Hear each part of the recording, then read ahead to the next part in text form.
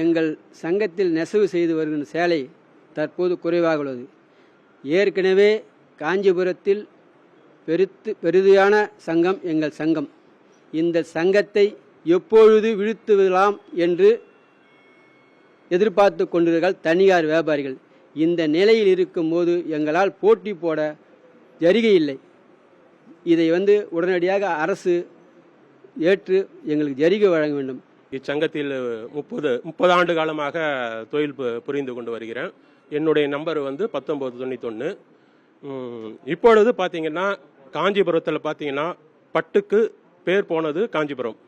அதிலும் நமது தமிழக முழுவதும் பார்த்தீங்கன்னா அறிஞர் அண்ணா பட்டு கூட்டுறவு சங்கம் தான் நம்பர் 1.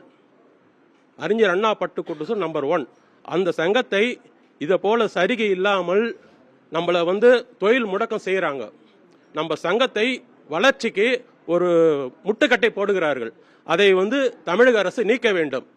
இங்க இருக்கிற உறுப்பினர்கள் ஜரிகை கொடுத்து சேலை உற்பத்தி செய்ய வேண்டும்.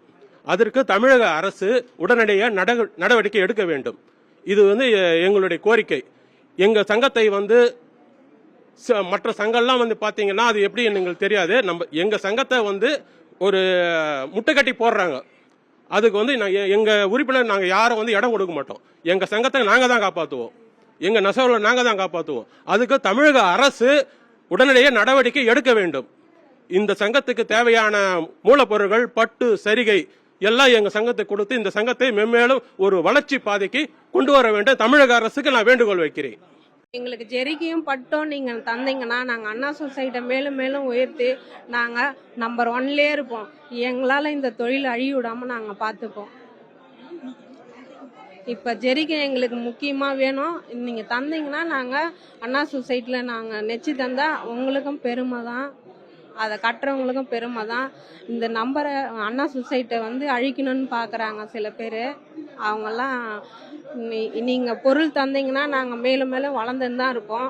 பொருள் தராதுந்தீங்கன்னா அண்ணா சொசைட்டியே காணாம போயிடும் மற்ற சொசைட்டி மாதிரி.